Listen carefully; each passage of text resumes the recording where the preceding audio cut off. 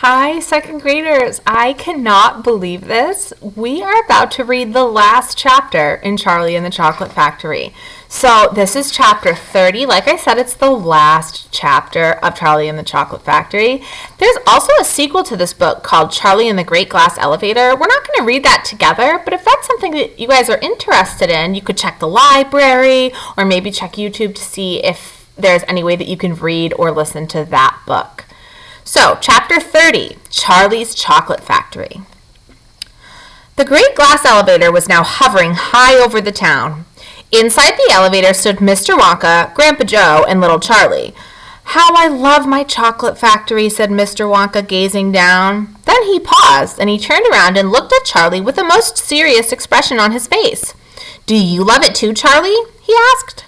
"I am very pleased to hear you say it," said Mr. Wonka, looking more serious than ever.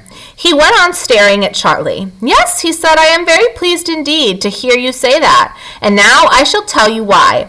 Mr. Wonka cocked his head to one side, and all at once the tiny twinkling wrinkles of a smile appeared around the corners of his eyes, and he said, "You see, my dear boy, I have decided to make you a present of the whole place. As soon as you're old enough to run it, the entire factory will become yours." Charlie stared at Mr. Wonka. Grandpa Joe opened his mouth to speak, but no words came out. "It's quite true," Mr. Wonka said, smiling broadly now. "I really am giving it to you. That's all right, isn't it?" "Giving it to him?" gasped Grandpa Joe. "You must be joking." "I'm not joking, sir. I'm deadly serious. But why would you want to give your factory to little Charlie?" "Listen," Mr. Wonka said, "I'm an old man. I'm much older than you think. I can't go on forever. I've got no children of my own, no family at all. So who's going to run the factory when I get too old to do it myself? Someone's got to keep it going, if only for the sake of the Oompa Loompas. Mind you, there are thousands of clever men who would give anything for a chance to come in and take over for me. But I don't want that sort of person. I don't want a grown-up person at all. A grown-up won't listen to me. He won't learn. He will try to do things his own way and not mine. So I want to have a child. I want a good, sensible, loving child, one whom I can tell all my most precious candy-making secrets while I am still alive." "So that is why you sent out the golden tickets," cried Charlie. "Exactly," said Mr. Wonka. "I decided to invite 5 children to the factory, and the one I liked best at the end of the day would be the winner." "But Mr. Wonka," stammered Grandpa Joe, "do you really and truly mean that you are going to give the whole of this enormous factory to little Charlie after all?" "There's no time for arguments," cried Mr. Wonka. "We must go at once and fetch the rest of the family. Charlie's father and his mother and anyone else that's around. They can all live in the factory from now on. They can all help to run it until Charlie is old enough to do it by himself. Where do you live, Charlie?" Charlie peered down through the glass elevator at the snow-covered houses that lay below. "It's over here," he said, pointing. "It's that little cottage right on the edge of the town, the tiny little one." "I see it," cried Mr. Wonka, and he pressed some more buttons and the elevator shot down towards Charlie's house. "I'm afraid my mother won't come with us," Charlie said sadly. "Why ever not?" "Because she won't leave Grandma Josephine and Grandma Georgina and Grandpa George." "But they must come too." "They can't," Charlie said. "They're very old and they haven't been out of bed for 20 years. "Then we'll take the bed along as well, with them in it," said Mr. Wonka. "There's plenty of room in this elevator for a bed." "You couldn't get the bed out of the house," said Grandpa Joe. "I won't go through the door." It won't go through the door, excuse me. "You mustn't despair," cried Mr. Wonka. "Nothing is impossible. You watch." The elevator was now hovering over the roof of the little Bucket's house.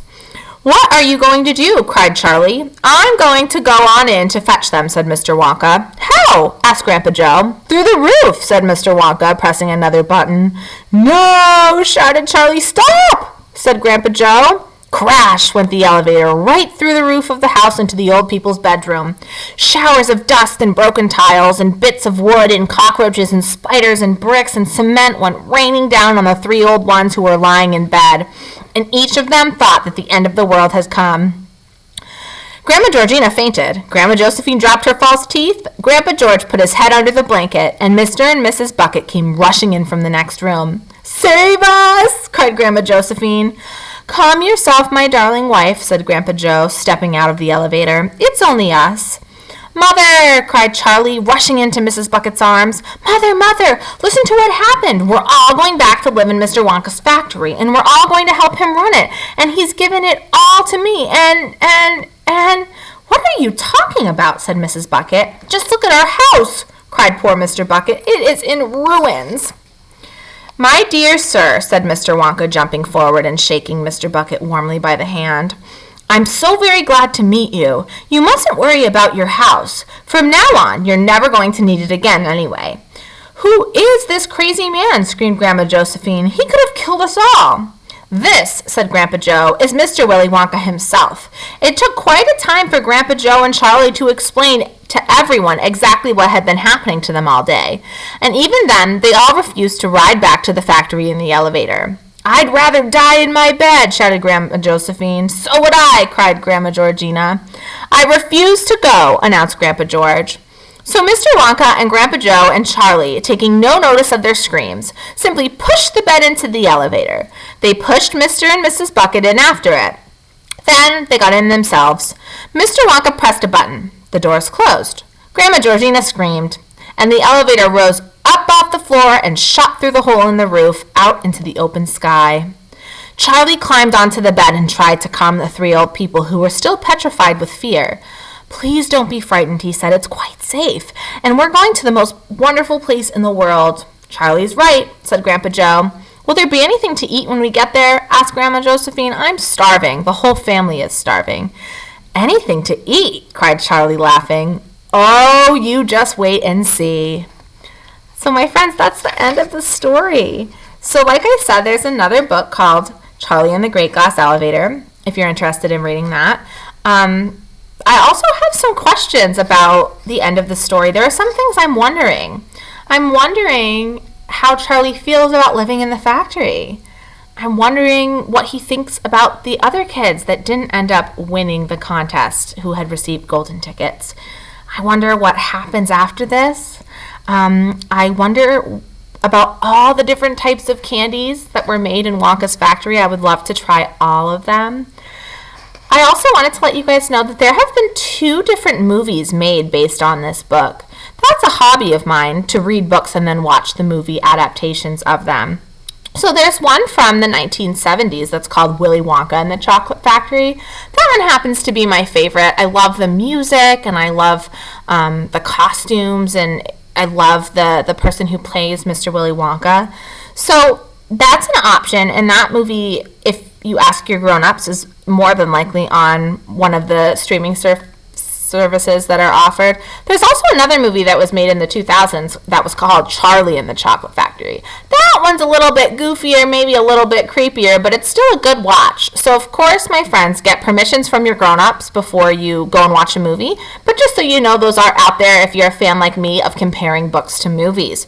So I really hope that you enjoyed Charlie and the Chocolate Factory. I would love to read another Roald Dahl book later on in the school year so we can talk about that, and we have a totally different book that we will be starting next week. All right, happy listening. See you guys later.